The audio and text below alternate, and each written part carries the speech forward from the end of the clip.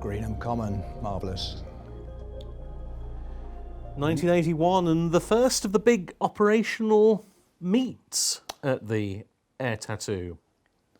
Sea Search, yes. It was very important to have those meets to actually entice the overseas air forces to come, because it's, of course, very expensive for them to all turn up. And this one, though, was a bit different, wasn't it? In one respect, particularly.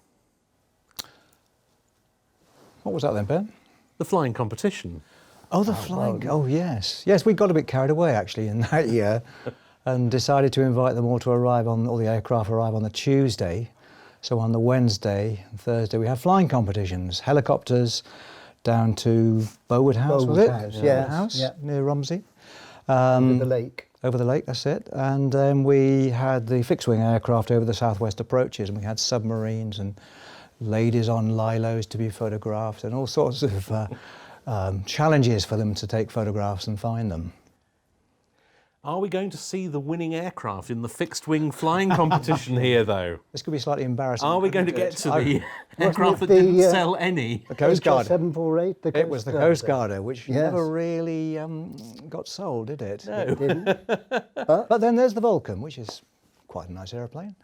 And it was quite interesting as we panned down that Sea Search line to see an Argentinian Air Force Hercules in that line, because within a year, they were not, shall we say, Our best friends. No, Yes, they weren't. we weren't allowed to invite them after that, you're right, even though we did, by mistake, 2 years running invite them and got our knuckles wrapped by MOD. In fact, the chap who wrapped my knuckles lives about a mile from where I live nowadays. But the less said about that, the better, really. Because the Vulcan displays were very, very popular at all the air tattoos. And their maritime role was what exactly, Ben or Peter?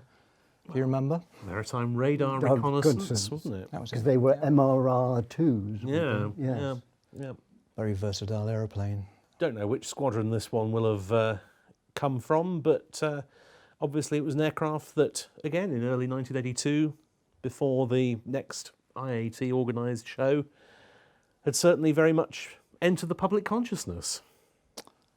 That's right. It was interesting times, that, actually, with the theme, because over and above the flying competitions, which was a huge organisational challenge on its own, we also had the symposium, which we ran, if I remember rightly, at the Hexagon in Reading the first year, or was it London? I can't remember now. Yeah, Yes. yeah. But that was a very high-profile event, and it was interesting because the industry loved it.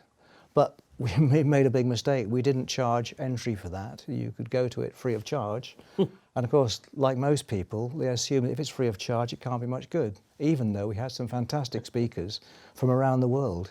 But of course, nowadays, the operational theme, we don't do it in the flying sense. And the symposium, well, that's turned into an air power conference nowadays. Oh, what a fabulous approach. Well, yeah. He could land on an aircraft carrier like that, couldn't he? Because that was the year's display team flying that, probably from Waddington. Yes. Would that have been John Tye, or was he later? Not sure. Because he now sells rhododendrons up in Derbyshire. Beautiful shot there. Yes. Oh, yes. Happy days.